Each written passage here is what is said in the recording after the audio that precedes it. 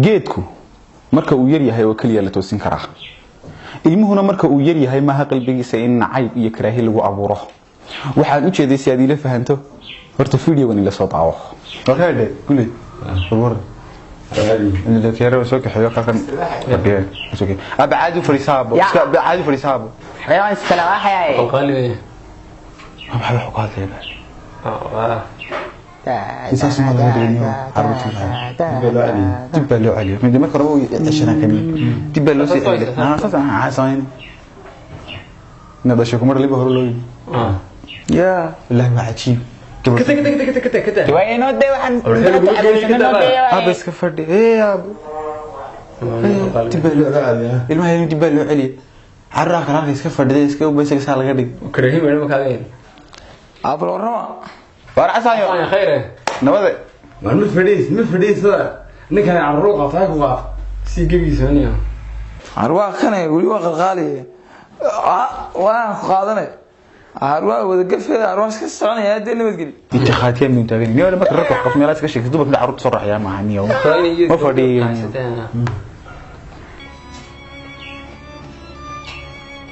السلام عليكم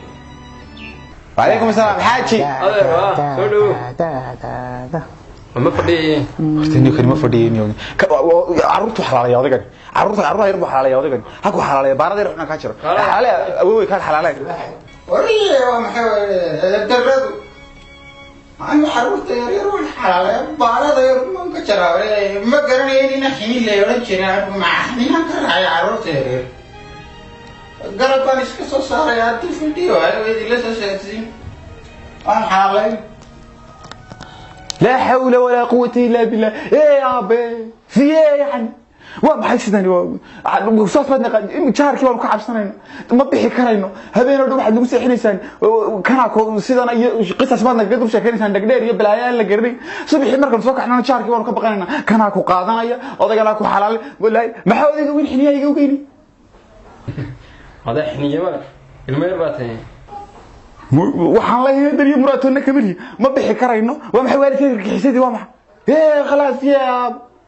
ilaahay cidna korsata ma haysanaaduna koriya rabbul alamin muhiimada iyo ujeedka fiidiyowga wuxuu yahay ilmaha yar marka uu yar yahay qalbigiisa cuqdad lagu ma abuuro oo jaarka haday noqoto ama hadii ay dadka xigtada aan noqoto ilmaha yar lagu maray qofkan uu ku qaadanaya kan uu ku xalaaleynaya way ilmihi yara cuqdad bay gelinaysaa qofkii inuu nacabaado oo marka uu dibadda ku arkabo qofkii ka soo cararo ay ilmihi yara ku kalifaysaa tarbiyadu samaha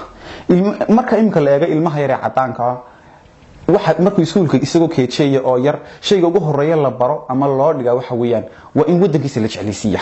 waxa la baro xuduudaha wadanku uu leeyahay meelaha qadiimiga wadanku uu leeyahay badaha madaxweynayaashii wadanka soo maray ilmihii yaraa waxa ugu horeyn looga dhigayaa intaan cilmi kale la barin in la xifdisiiyo wadankiisa si ay awliyaadkiisa ama waxa ugu horeeya ee uu jeclaanaya ama wax u qabanaya wadankiisa u noqoto inaga ma jirto iskuuladkeena wax lagu dhigo wadanka uu leeyahay ama madaxweynayaal la xifdisiiyo ama goobo qadiimiga wadanka uu leeyahay waa sababta caruurteenu markay saa weynaadaan waxa ugu horeeya sameeyaan noqoto inay tahriibaan halka ilmaha yar ee wadamada kale ajaanibtii markuu saa u weynaado waxa kaliya isku dayaa in wadankiisa horumariyo waa in wadankiisa jeclaado waa in wadankiisa wax u qabto inagana markay saa u qaan gaaraan waxa kaliya isku dayaa in niyadooda galiyaan waa tahriib waayo wadankii wuxuu yahay ma garanayo wuxuu leeyahay ma garanayo wax soo maray ma garanayo iskuulaad baynu ku darnay caruurtii juqraafiya waxaan loo jeedin baynu barnay xuduudaha isalkiina wadankiisa barleen baynu xuduudaha South Africa iyo Australia barayna mar walba waxaan tarbiyada caruurta uga hadlaa kolba dhinac uga soo qaataa horna waan uga hadlay waxa weyn dadka maanta inay xukumaa bari ka maalin way iska tagayaan dadkeenu doonayeen inaynu ku nasano aynu wadanka uga aayayno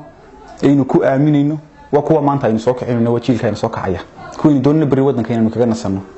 waayo markii ku soo kacaan dadaan wadankoodii garaneyn waxay leeyihiin aan garaneyn waxaad bartay aad og tahay hadhow toolada sidee ku qabsanaya waxa kaliya waalidka kula dardaarmaya waxa weeyaan isaga gacanta ku haya mustaqbalka wadanka bari toole waxaad soo saartaa ama ilmaha soo korisay soo saarto maani ku xiran tahay wali tarbiyada caruurta aynu hagaajinaa wassalaamu alaykum